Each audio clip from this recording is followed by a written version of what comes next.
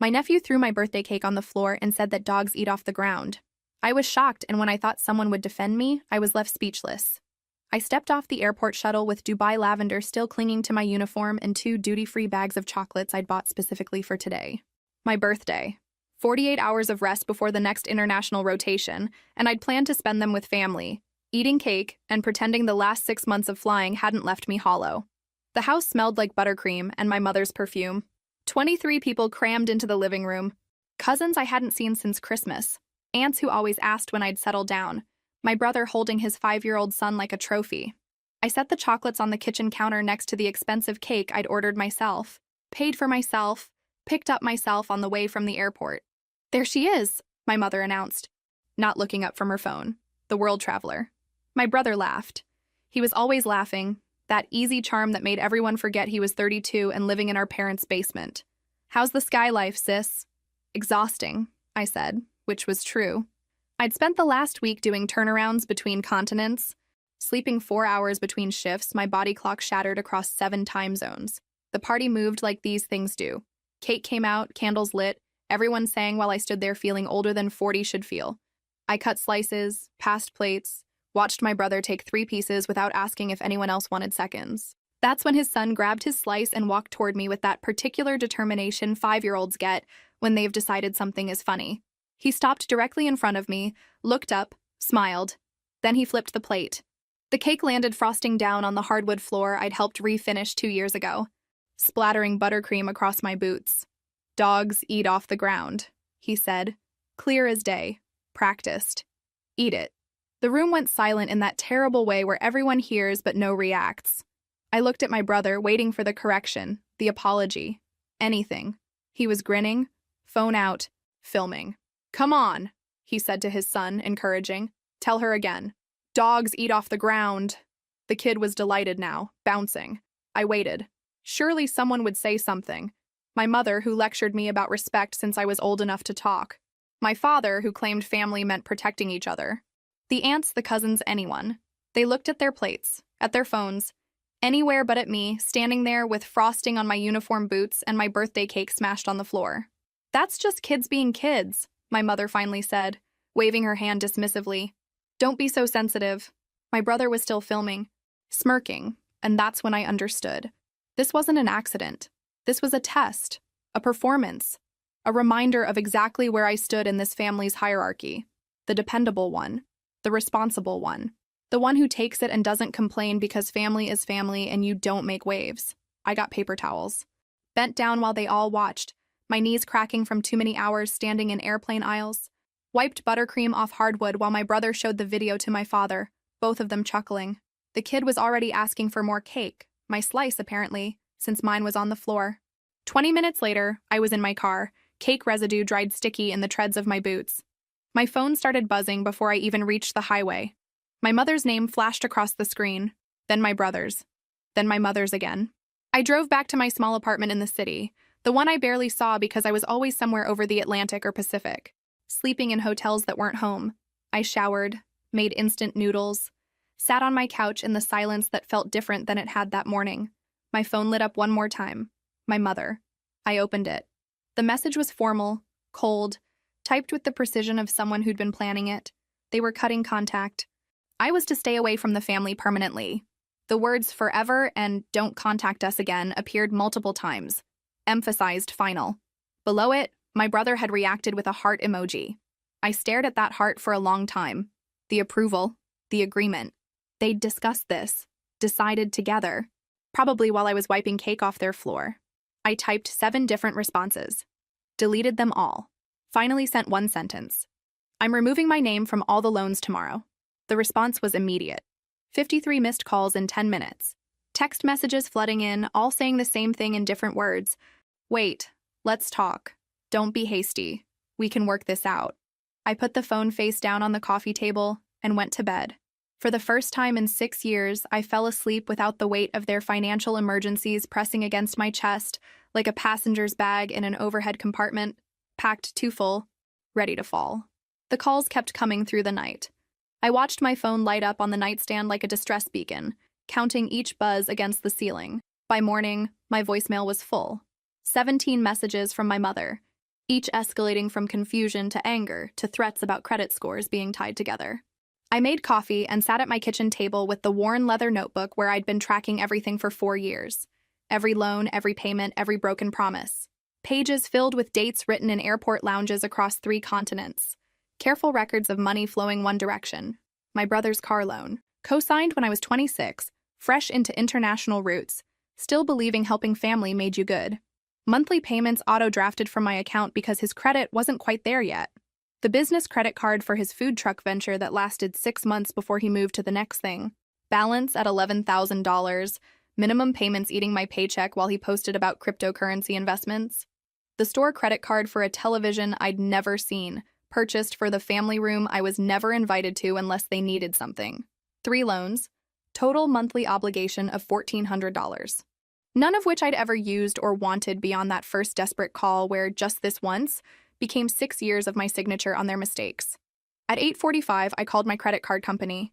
The representative's voice was careful, professional, told me she'd heard this before. The primary account holder will need to qualify independently, she said. If he can't, the account closes and the balance becomes his responsibility. Your credit takes a hit from closure, but you're released from future liability. How long does he have? 30 days to provide proof of income and pass a credit check. The car loan was harder. Secured debt, but they could remove me as co-signer if my brother could prove he could handle payments alone. Does he have stable employment? The loan officer asked. I laughed, surprising myself. No. Then he'll need a new co-signer, return the vehicle, or face repossession. That's his problem, I said and meant it. 3 hours of calls.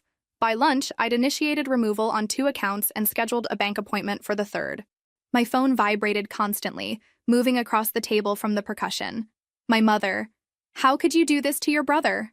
My brother. You're really gonna screw me over like this? My mother again. After everything we've done for you. That one stopped me. Everything they'd done for me. I scrolled through years of conversations, looking for this mysterious debt. Found my name on their emergency contacts, my money funding their emergencies, my credit propping up their lifestyle. Found myself bringing gifts every visit while they showed up empty-handed. Found myself fixing broken things, organizing parties, being reliable. Always reliable. Found nothing they'd actually done except expect me to keep doing things for them. I typed carefully. I'm following through. The bank appointments are scheduled. This is not a discussion. My brother called immediately. I let it ring. 3 more times. On the 4th, I answered. You can't do this, he said, no greeting. The car payment is due in 6 days. Then you should pay it. With what money? You know I'm between projects. You've been between projects for 6 years. Get a job. Easy for you to say, flying around the world on vacation? I close my eyes. It's not vacation. It's work. Whatever. Just give me 6 months. I'll start paying you back, I promise. You've promised before. This time is different. It's always different. And it's always the same. I'm done. Mom's right about you. His voice shifted to something uglier. You think you're better than us. I think I'm tired of funding your life while you film your son humiliating me. Silence. Then, he's just a kid. You told him to do it. I heard you. God, you're so sensitive. It was funny. It wasn't funny. It was cruel, and you filmed it. Keep your money. We don't need you anyway. He hung up. I sat there shaking slightly, surprised by my anger and the relief underneath it. Relief of finally saying it, naming what had been obvious. They used me because I let them, and the moment I stopped, I became the villain. My father texted an hour later. Let's talk soon. 3 words. I read them twice, looking for manipulation. The plea for my brother, the guilt trip. Found nothing except 3 words that felt almost careful. Almost kind. I didn't respond yet. Needed time to believe it might be real. That night, I sat with my window open, listening to city sounds that had become more familiar than my family's voices. In 12 hours, I'd be back at the airport, back to service carts and safety demonstrations and 30,000 feet between me and all of this. For the first time in years, I was looking forward to it. The first time started small, the way these things always do. I was 26, 3 years into international routes, in a Miami hotel between shifts when my mother called. Your brother needs help with a car, she said, casual as asking for milk. His died, and he needs one for the delivery job. Can't he get his own loan? His credit isn't quite there yet. You know how he is, trying to find himself. She said it fondly, like his inability to hold a job past 4 months was endearing. You have stable career, good credit, just your name on paperwork. He'll make all the payments. I should have said no, should have recognized the pattern, but I was tired, 6 time zones from thinking clearly, and she had that tone-making refusal seem selfish. How much? 15,000. He already found the perfect car. Perfect for him. I never saw it until months later. Already dented in our parents' driveway. I signed electronically from London, barely reading, trusting that family meant trust. The first payment came from my account, and the second, and third. When I asked him about it, he was waiting for his first paycheck. Then the job fell through, then unexpected expenses. Then definitely next month. Next month never came. A year later, Tokyo. She called again. My brother wanted to start a food truck business. Partner, business plan, the whole thing mapped out. He just needed a business credit card for initial inventory. Why can't he get his own? The business is too new. Banks won't approve him without someone established. Temporary, just until it gets going. You're doing so well, and this could really be his thing. The thing that finally works. She always said that. The thing that finally works. As if his previous failures hadn't become my problem. I signed again. Told myself I was being a good sister. The food truck lasted 6 months. Card balance was 11,000 when he quit. Blaming the partner, the location, the equipment.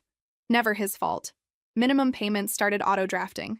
I set them up after the second missed payment triggered late fees and calls during a Dubai layover.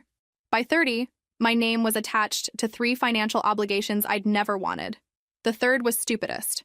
A store credit card for a television. My mother called while I shopped in Singapore, exhausted from double shifts. We're upgrading the family room TV. Your brother found a deal but needs someone to put it on a store card. 0 interest for 18 months. Why my card? Because you're the only one who qualifies. It's for the family, for all of us to enjoy. Except I was never there. I was flying routes, living from hotels while they watched a television I paid for. I should have stopped after the first one. Should have seen what they were building. This structure where I was the foundation holding up their weight. But they had a way of asking, making it seem temporary, necessary, about love rather than money. And I didn't know how to say no to family. Your credit score is so much better became code for, you're useful and we need you. I was the responsible one. The fixer. They positioned it as compliment, being relied on. But trust looked a lot like being used when it only went one direction. Between loans, I kept flying. 6 days on, 2 off. Beijing, Paris, Dubai, London. I collected hotel points I never used and brought duty-free gifts from places they'd never visit. My brother showed up to dinners empty-handed, late, sometimes not at all. But when he came, he was the entertainment, the charismatic one with stories that weren't even half true.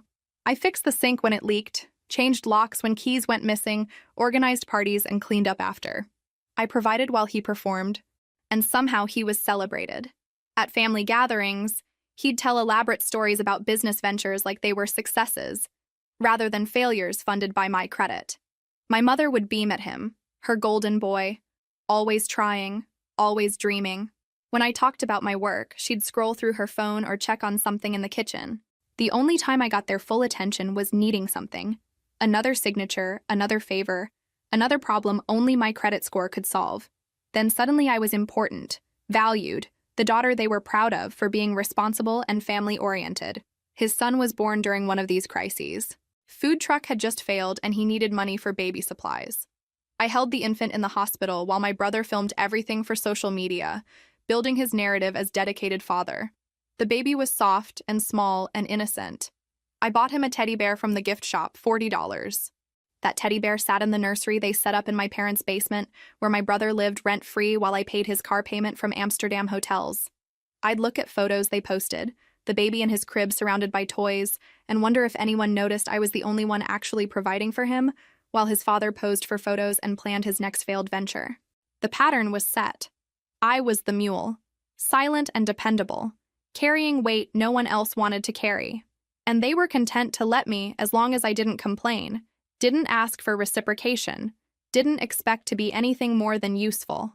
I started keeping the notebook after the third loan, when I couldn't track it all in my head anymore between time zones and exhaustion. A small leather journal I bought in a Florence airport, the kind with a strap that wrapped around. First entry was simple. Car loan, $15,000. Monthly, $342. Brother responsible. Never paid. Business credit card, $11,000 balance. Minimum, $250. Business failed. Brother moved on. Television, $4,000. Monthly, $89. For family room, I'm never in. Total, $1,432. Every month. For things I didn't want, didn't use, didn't benefit from. Nearly a third of my take-home pay disappeared into accounts I'd signed from guilt and exhaustion. I tracked every promise, too. The notebook became a record of broken words, written in hotel lounges across continents. Miami, March 2019. Mom called. Brother promises to start paying car loan next month. Tokyo, April 2019. Delivery job fell through. We'll start paying when next opportunity comes. Paris, September 2019. Food truck taking off. He'll pay back everything once cash flow stabilizes.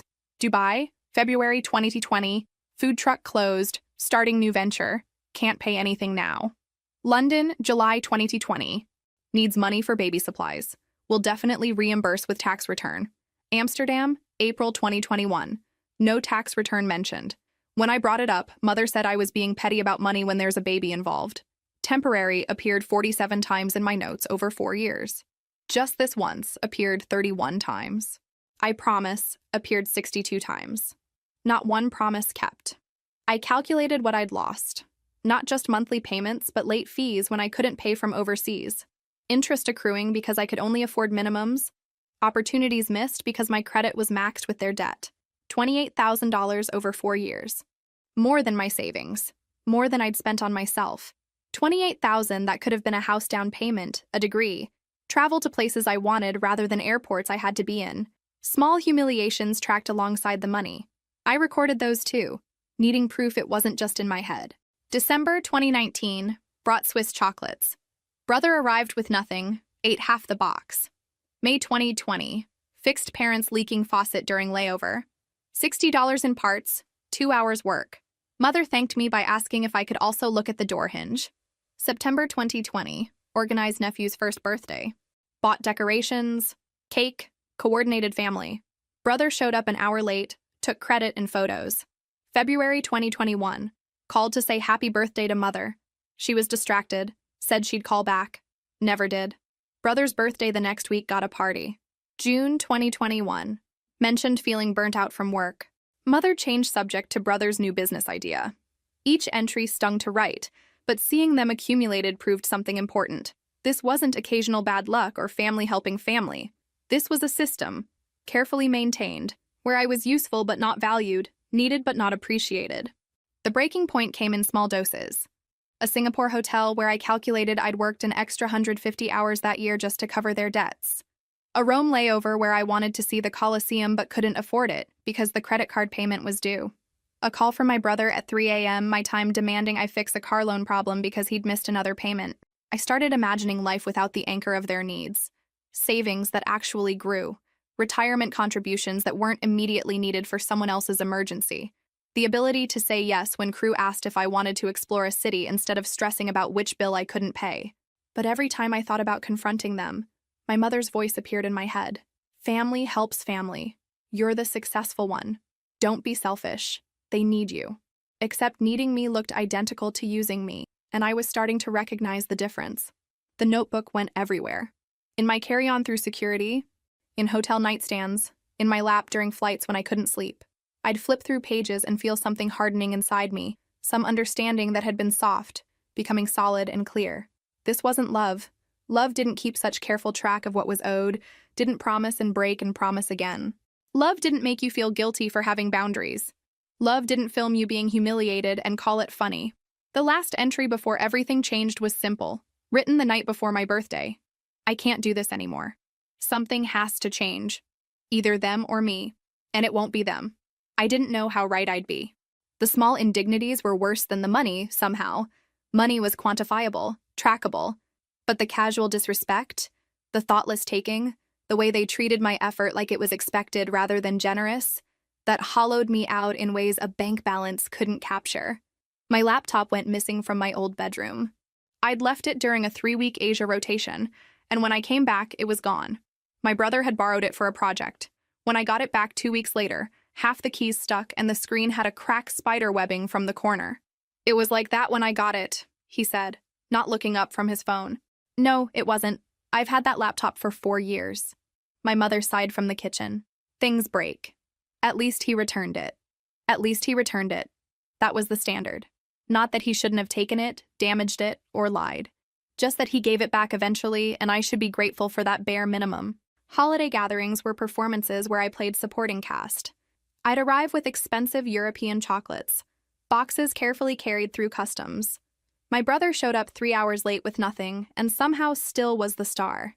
He'd tell stories about his latest venture, embellishing until they sounded successful. And my mother hung on every word. When I talked about work, about emergency landings I'd helped manage, she'd glance at her phone. That's nice. Pass the rolls? They wanted my money, but not my stories. Wanted my help, but not my presence. I was most valuable when useful and least interesting when just myself. The jokes started small but accumulated. About my spreadsheets, my budgeting, how I was always working. My mother would laugh, saying I got it from my father's side, like being responsible was a genetic flaw. My brother made comments about my fancy flight attendant life, as if I was on vacation rather than working 12-hour shifts. Must be nice, he'd say, getting paid to travel. Must be nice, I'd think, but never say. Living rent-free while I pay your car note. Equipment I loaned came back broken. A portable charger returned dead with cracked case. My good luggage borrowed, returned with broken wheel and mysterious stains. My winter coat taken without asking, returned smelling like cigarettes. When I mentioned it, I was being petty, making a big deal out of nothing. Why was I so focused on material possessions? Material possessions I'd worked for and paid for, being destroyed by someone who treated them like they were disposable because they hadn't cost him anything. The worst was credit card fraud. Mid-flight over the Atlantic when alerts started coming. Charges at restaurants, gas stations, and electronics store. My brother had gotten my card number, probably from my wallet in my room, and used it for a weekend of spending. When I confronted him, he laughed. I was going to pay you back. It was an emergency. What emergency requires $200 at a restaurant? I had people over. Business contacts, networking. You wouldn't understand. I understood perfectly. My money was always available for his emergencies, his businesses, his networking, his life, and my actual emergencies. The exhaustion and stress and financial burden, those didn't count because I had a steady job and should just handle it quietly. My nephew was born into this dynamic.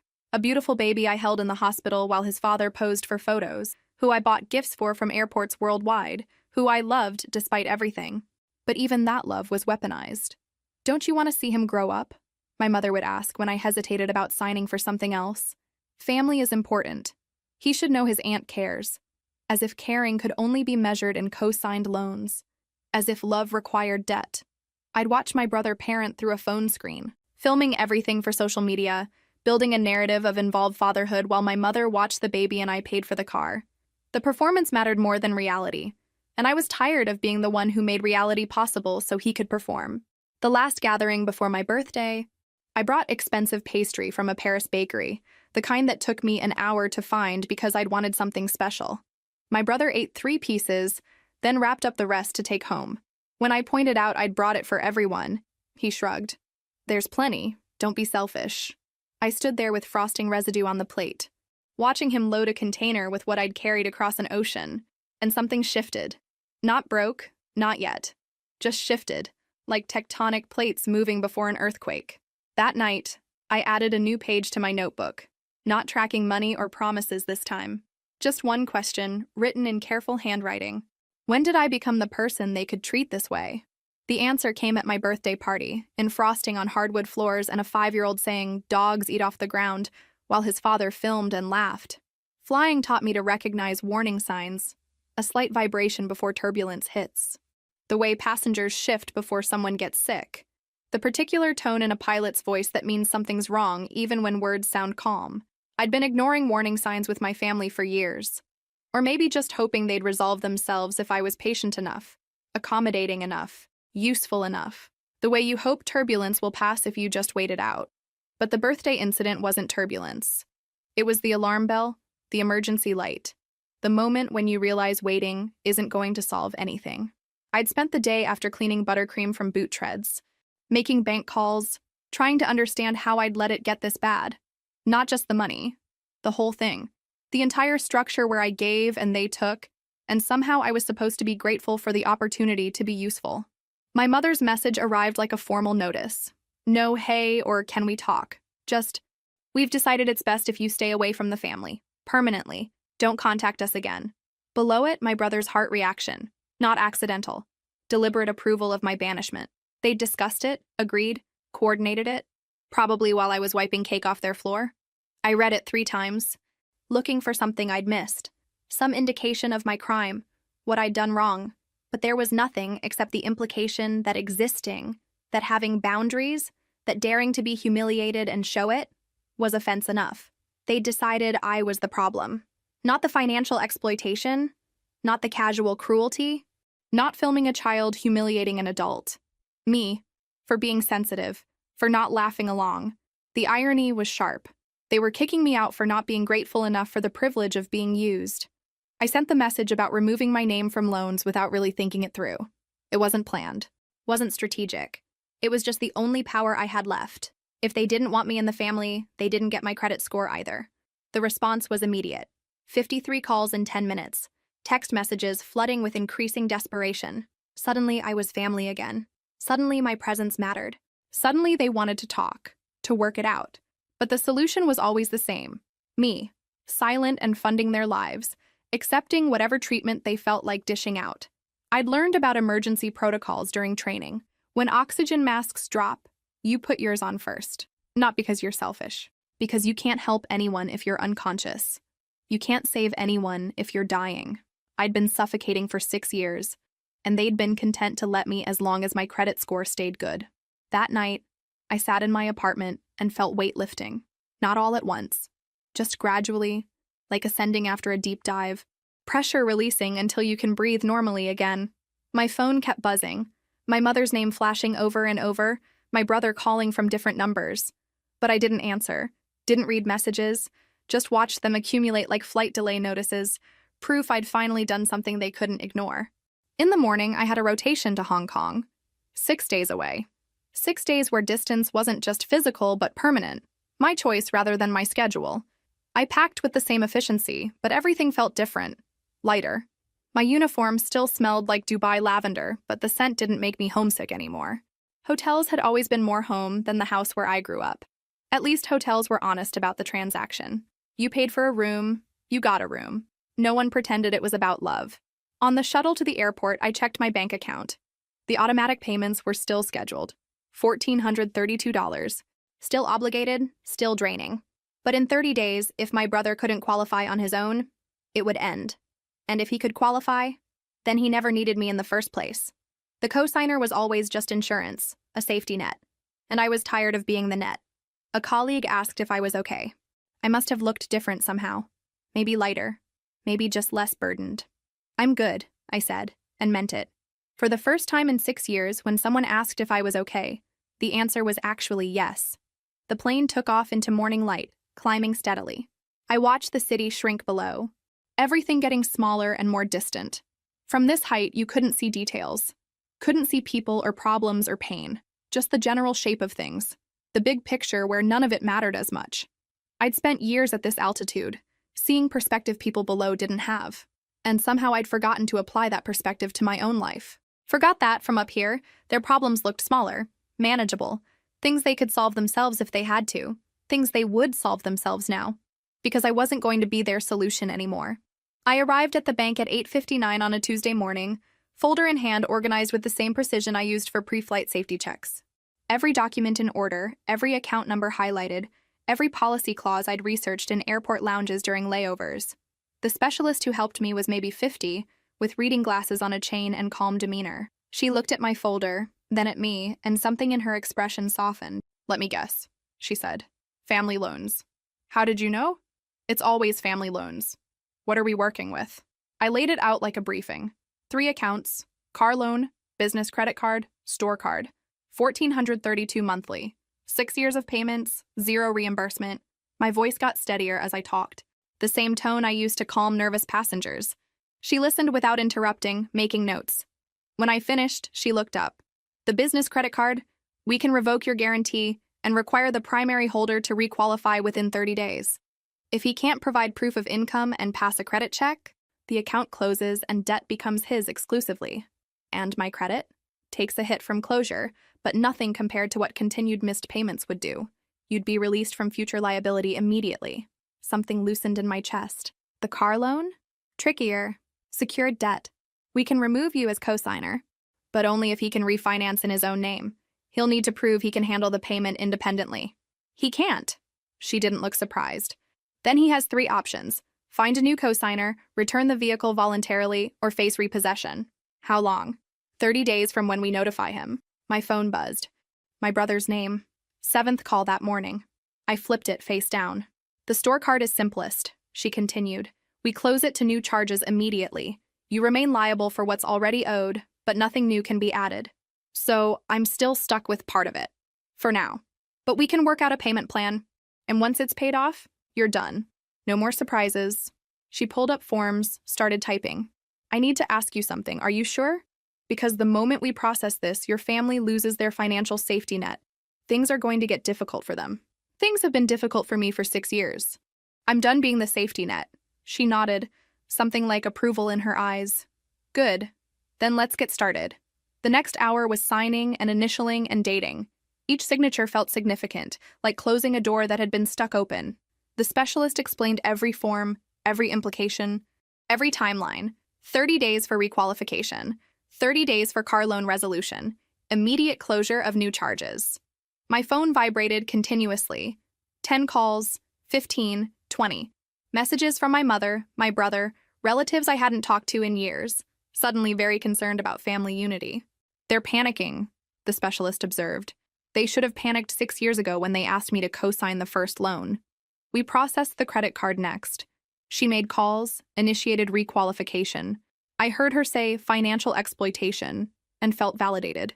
Someone with authority was confirming what happened to me had a name. It wasn't sensitivity, it was exploitation. The car loan took longer. More forms, more signatures, more calls.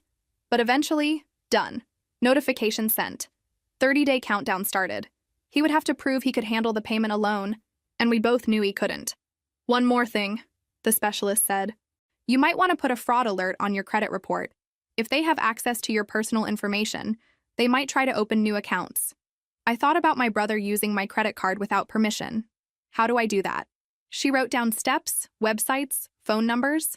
It's free. Makes it harder for anyone to open credit in your name without direct authorization. Just a precaution. Thank you, I said, meaning it. She printed copies of everything, slid them across the desk. You're doing the right thing. I know it doesn't feel like it. Probably feels terrible, actually. But you're doing the right thing. I see people in your situation who wait too long, end up with destroyed credit and no way out. You're stopping it while you still can. I left the bank with my folder heavier but shoulders lighter. Morning sun was bright, almost too bright, and I stood on the sidewalk just breathing. It was done. Not finished. 30 days still had to play out, but initiated. Set in motion. Inevitable now. My phone showed 42 missed calls. I didn't listen to voicemails, didn't read messages.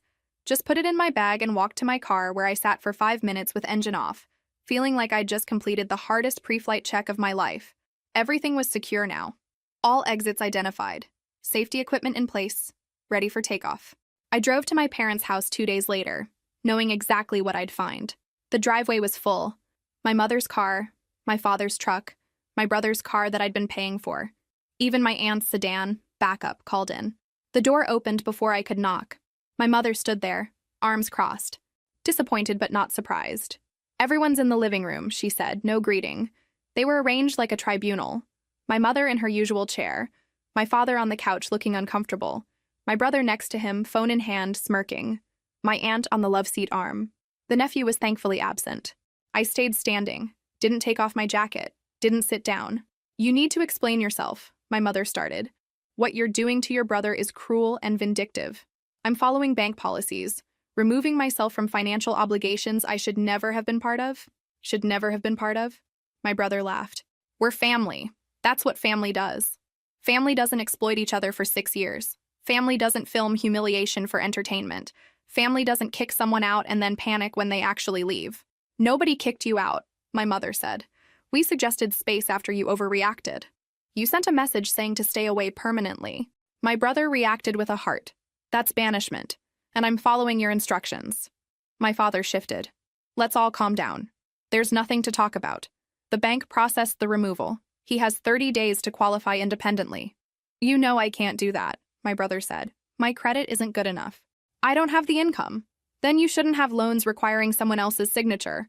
Get a cheaper car, smaller TV, expenses matching your actual income. Easy for you to say. You have a good job, you travel, you make decent money. Some of us are still finding our way. You're 32. How long exactly is finding your way supposed to take?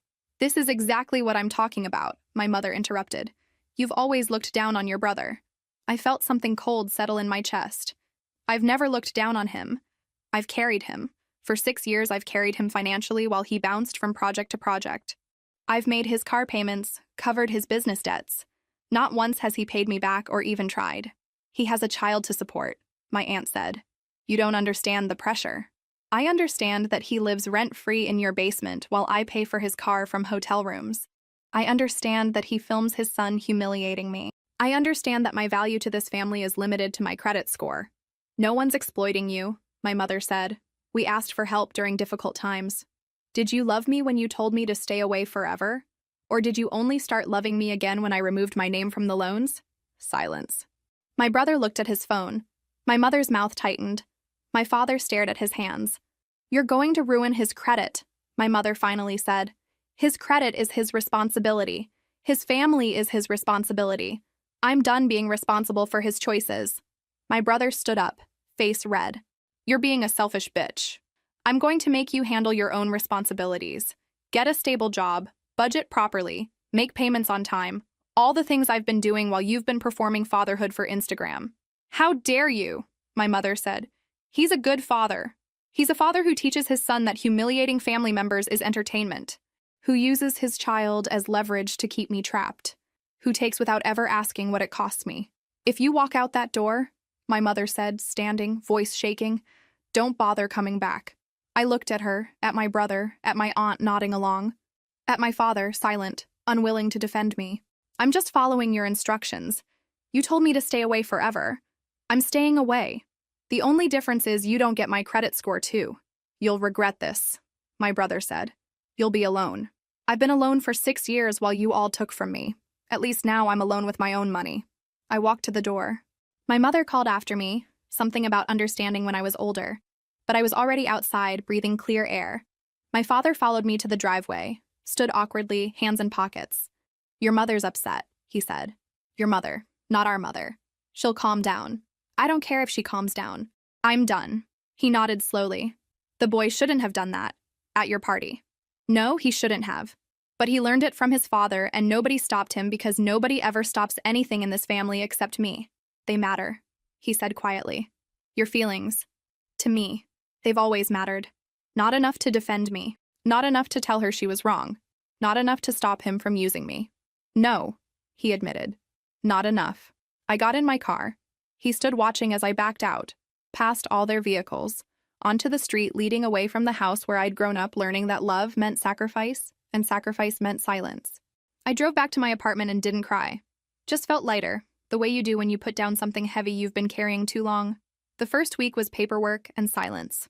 I spent layovers in airport cafes changing passwords, reviewing credit reports between flights, scanning documents, and uploading them to secure storage. The mechanical process of protecting myself from people who were supposed to protect me.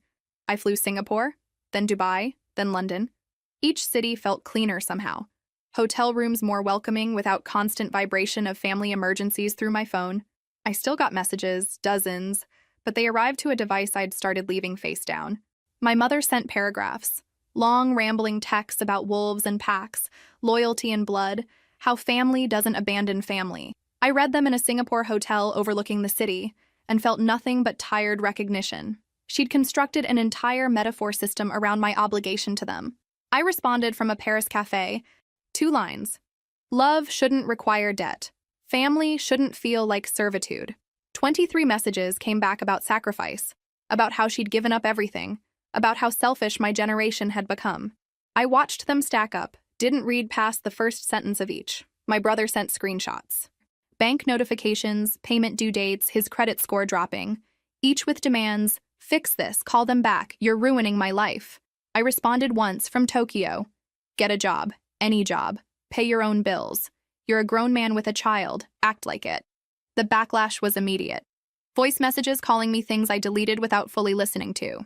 Threats about telling everyone what a terrible person I was, as if everyone didn't already know. Then came manipulation. Photos of my nephew, carefully selected to look sad. Captions like, asking where his aunt is and doesn't understand why family is mad. My brother was always good at performance, and his son was now a prop. I looked at those photos in Dubai. This beautiful child being taught that emotional manipulation was how you got what you wanted. I wanted to rescue him from that lesson, but I couldn't rescue someone while drowning myself. I texted back, using your son to guilt me won't work. I hope someday he's old enough to understand the truth without your editing. My father's texts were different, shorter, more careful. How was Singapore? Followed by, stay safe in Dubai. Small check-ins that acknowledged I was a person beyond my utility. I responded equally briefly. Good. Always do. After a week, he sent, I'm proud of you. 3 words that meant more than all my mother's paragraphs. 3 words suggesting he'd been watching, understanding, knowing this needed to happen even if he couldn't say it directly. I saved that message. The only one worth keeping. Between flights, I met with a financial advisor. Not because I needed help, but because I needed someone to tell me this was real. That removing myself from their debts was possible. She reviewed everything with professional detachment. You did this exactly right. Another year and your credit would have been permanently damaged. As it is, you'll take a hit from closures. But you'll recover within 18 months. And you'll be free. Free! The word sounded foreign. I'd been tethered so long that freedom felt like falling, but also lighter. The bank called during a sole layover. My brother had failed requalification for the business credit card. Insufficient income. No stable employment. The account was being closed, balance transferred to his responsibility exclusively. My name was officially removed. 1 down, 2 to go. I celebrated by buying myself dinner at the hotel restaurant instead of room service. Sat alone with good wine and pasta that cost more than I'd normally spend. Toasted silently to the first crack in the wall. My phone buzzed. My brother. 18 missed calls. Voicemails I didn't listen to. Messages demanding I fix it. Call the bank. Co-sign something else. I blocked his number. Just did it. Held my phone and hit block and felt another piece of weight lift. My mother's next text asked why I wasn't responding to my brother. I blocked her too. The silence was immediate and profound. No more buzzing, no more notifications. Just me in a Seoul hotel restaurant, eating pasta and drinking wine and breathing without constant weight of their expectations. My father's text came through the next morning. He wasn't blocked yet. They're asking me to convince you to call them. I told them you're an adult making your own choices. Thought you should know. I stared at that message for a long time. It wasn't much. It wasn't defending me in the moment, wasn't stopping the exploitation before it started, but it was something. A small recognition that I had the right to my own decisions. I typed and deleted 3 responses before settling on, thank you. The week ended with another flight to Amsterdam. I'd been based out of my small apartment for 6 years, and suddenly it felt like maybe I could actually live there. Buy plants, hang pictures, stop treating it like storage between flights, and start treating it like home. I opened my notebook during the flight, the leather journal where I'd tracked all their broken promises, flipped past pages of exploitation, and found a blank one near the back, started a new list. Not what they'd taken, but what I'd reclaimed. Week 1, removed from business credit card. Brother's number blocked. First dinner alone that felt like celebration instead of isolation. It wasn't much, but it was a start. The pressure came in waves, each testing different vulnerabilities. My mother had unblocked herself somehow, or gotten a new number. Messages arrived about sacrifice and blood, about wolves who abandoned the pack dying alone, forwarded articles about adult children who regretted cutting off parents. I read them on a flight to Paris, watching sunrise over the Atlantic. Love shouldn't require manipulation, I typed back. Then blocked the new number. She tried email next. Long formatted messages with biblical quotes and memes about forgiveness. I marked them as spam. My brother took a different approach. He showed up at my apartment during a rare home week, somehow passed building security. I heard him pounding on my door, shouting that I was ruining his life, that his son was asking questions he didn't know how to answer. I stood on the other side with my hand on the deadbolt chain, listening to him deteriorate from anger to pleading to threats. Didn't open it. Just waited for him to exhaust himself and leave. When he finally did, I called building management. My brother is not authorized to visit. If he shows up again, call the police. 2 days later, he tried again. Waited by my car in the parking garage.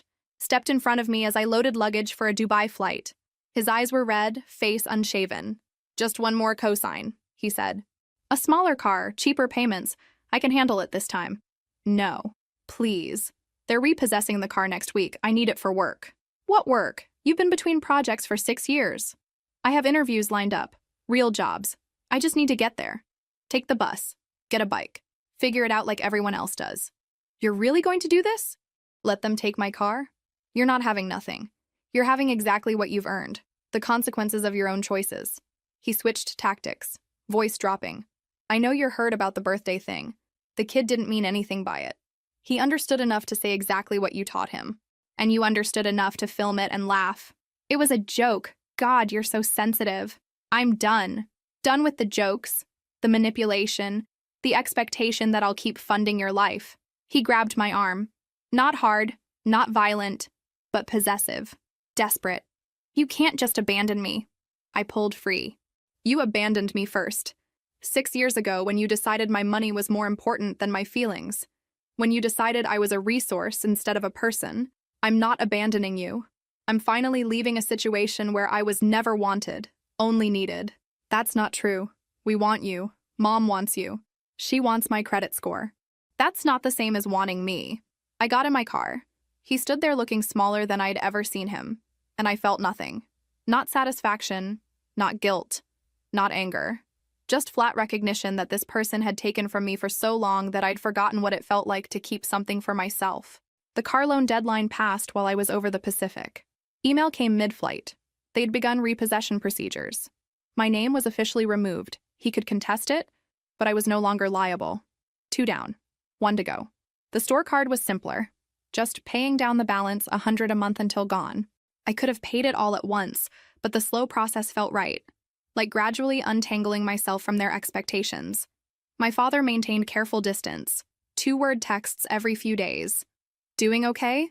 Followed by "take care." Never asking me to fix anything, never pressuring me to reconnect. I started responding with more than monosyllables. Told him about a sunset over Dubai. Sent him a photo of the Eiffel Tower from my hotel window. Small pieces of my life that weren't about them. He responded with, "Glad you're taking time for yourself." It wasn't much, but it was honest. The final attempt came from my aunt, calling from a number I hadn't blocked. "I just wanted to check in. See how you're doing with all this family stress." "I'm fine. Your mother is really struggling. She doesn't understand what she did wrong. Then she's not as perceptive as she thinks. She just wants what's best for your brother. He struggled because everyone enabled him. Because he knew someone would always catch him. I'm not catching him anymore. But what about his son? Don't you care about your nephew?" There it was. The final manipulation. The child as weapon, as bargaining chip, as reason I should sacrifice myself indefinitely. "I care about him a lot," I said. "Which is why I hope someone teaches him that responsibility matters, that actions have consequences, that using people who love you isn't acceptable." His father isn't teaching him that. My aunt was quiet. Then, "You've become very cold. I've become very tired. There's a difference." I hung up. Blocked her number too. The circle of people who could reach me was getting smaller, and I was okay with that. Quality over quantity, honesty over performance, peace over obligation. That night, I sat in my apartment with takeout and silence, scrolling through my notebook, the old entries about broken promises, the new ones about reclaimed autonomy. Added a new entry. Car loan removed, blocked 5 more numbers. Explained to Aunt why enabling isn't love. Ordered Chinese food and ate it without guilt. Progress, measured in small victories and uninterrupted meals. The silence became normal. Not the heavy silence of waiting for the next crisis, but the light silence of actually being alone. I flew my routes without constant vibration of family emergencies. Came home to an apartment that felt more mine with each week. I bought plants, 3 succulents from a shop near my building, small things that didn't need much but made the space feel lived in. Hung photos of places I'd visited, Colosseum and Eiffel Tower and Singapore skyline. My apartment stopped being storage between flights and started being home. The store card balance decreased steadily. 4,000 became 3,500 became 3,000. Each payment felt like cutting another tether. My father maintained careful contact. Brief texts acknowledging my existence without demanding anything. I sent him photos occasionally. A sunset over the Pacific. View from my Rome hotel. He responded with short, genuine messages. Beautiful. Stay safe. One day he sent, "Your mother asks about you. I tell her you're doing well." I stared at that before responding. "Thank you for not pressuring me to call her. You're an adult. You get to decide who has access to your life." It was the most he'd ever said about the situation. Acknowledgement, permission, support in the only way he seemed capable. Small, but real. The hard part was my nephew. I thought about him constantly, this kid who'd been taught to humiliate me but didn't understand what he was doing. He was 6 now, starting school. I wondered what version of events his father was telling him about why his aunt disappeared. I bought him dinosaur socks at a duty-free shop in London. Couldn't help myself. They were small and silly, and he'd love them. But they sat in my drawer because I had no way to give them, without opening a door I'd worked so hard to close. During a Dubai layover, I wrote him a letter. Not to send now, but to save for later, for when he was old enough to understand without his father's editing. "When you're older," I wrote, "probably a teenager questioning things, I want you to know your aunt loves you. The reason I'm not around isn't because of you. It's because grown-ups in your life made choices that weren't fair, and I had to protect myself. Someday when you're ready, I hope we can talk. Really talk. And I hope you understand that love doesn't mean accepting treatment that hurts you." I sealed it in an envelope, wrote his name, and put it in my safe deposit box. Maybe I'd never give it to him. Maybe by the time he was old enough, it wouldn't matter. But writing it felt important. The car loan deadline came and went. My brother didn't qualify for refinancing, couldn't find a cosigner. The car was repossessed. I learned through my father. The car situation resolved itself. He's taking the bus to his new job. New job. The words felt significant. Maybe hitting rock bottom had finally forced him to stand up. Or maybe it was temporary. Either way, it wasn't my problem anymore. "Good," I responded. That's what needed to happen. My mother tried one more time, sending a letter to my apartment. Actual paper, actual handwriting. It talked about forgiveness and family and how disappointed she was that I'd chosen money over blood. I read it once, then filed it away. Didn't respond, didn't engage. The accusation about choosing money over blood was especially rich coming from someone who'd only reached out after I removed my money from their access. But pointing that out required engaging, and I was done engaging. Between flights, I met crew members for coffee. Started accepting invitations to explore cities during layovers instead of just sleeping. Walked through Paris parks, toured London museums, ate Singapore street food. Remembered that traveling for work could still include moments of joy. One of the crew asked about my family over coffee in Rome. "Don't have much contact anymore," I said. "By choice?" "Yeah, by choice." She nodded like she understood. Sometimes the family you choose is better than the family you're born into. This crew, the people you fly with, we take care of each other. That counts too. It did count. Maybe not in the same way. Maybe not with the same history, but it counted. People who showed up, did their jobs, respected boundaries, and didn't expect you to fund their lives. That was family too. I updated my notebook during a Tokyo flight. The old entries about exploitation were done, complete. The new section was filling up with different things. Month 3. Store card at 2,500. Bought plants and hung photos. Had coffee with crew in 3 cities. Father maintains respectful distance. Nephew's letter written and stored safely. I added one more line, something I'd been thinking about since blocking the last manipulative contacts. Boundaries aren't walls. They're doors with rules about who gets to come through. And I'm finally the one who decides. The plane climbed through clouds into clear sky. 30,000 feet up, everything looked smaller, more manageable.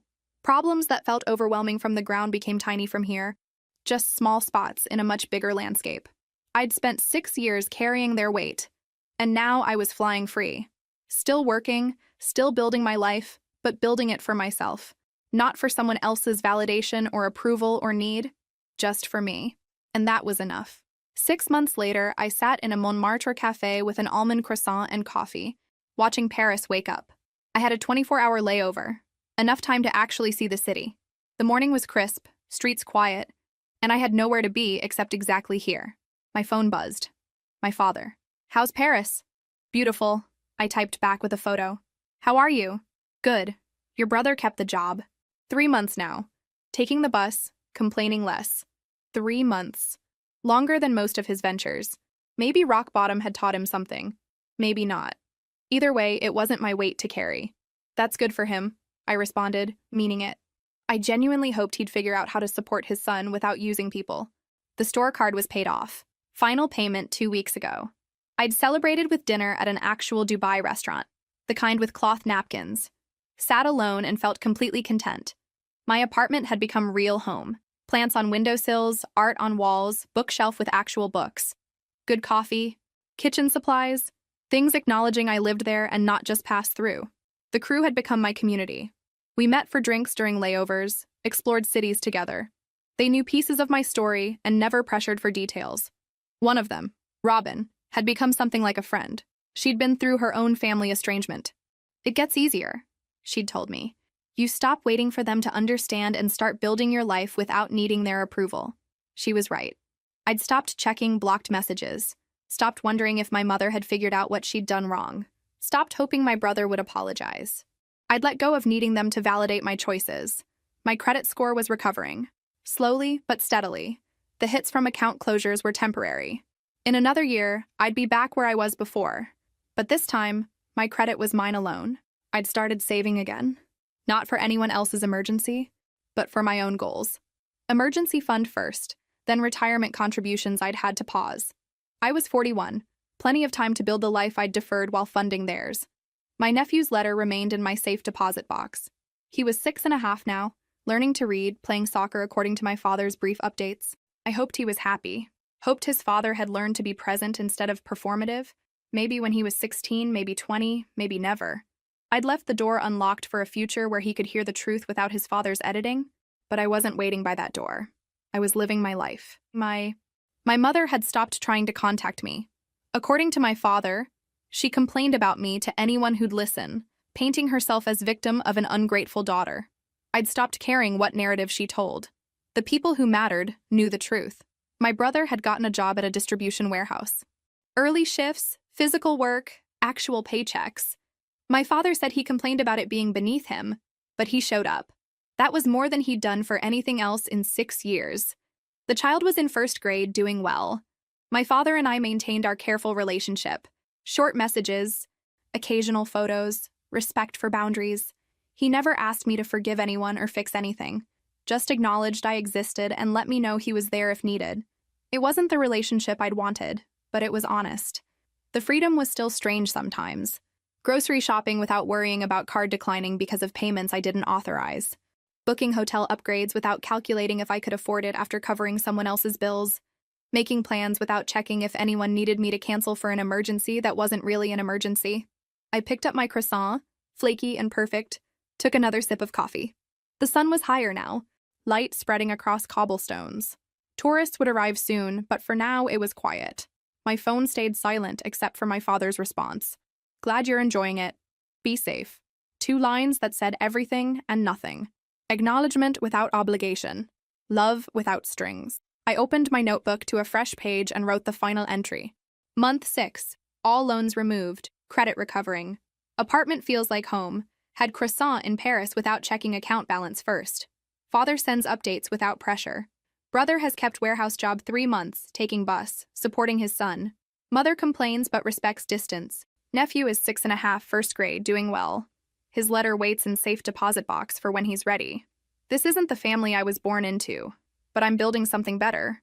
Sometimes the hardest thing and the right thing are the same thing. I chose myself, and that choice saved me. I closed the notebook and looked out at Paris. This city I'd flown through dozens of times but never really seen. Today I'd walk through gardens, visit museums, eat dinner somewhere I'd always wanted to try. Tomorrow I'd fly home to my apartment with plants and pictures and peace. I'd spent 40 years learning that family was supposed to come first. That sacrifice was love. That boundaries were selfish. 6 months learning those were lies designed to keep me useful. Now I was learning something new. That I could be both alone and content. That freedom tasted like almond croissant in a Paris cafe. That choosing yourself isn't abandonment, it's survival. That the best view isn't always from 30,000 feet. Sometimes it's from a window seat in Montmartre, watching a city wake up while drinking coffee you bought yourself, with money that's actually yours, living a life you finally get to choose.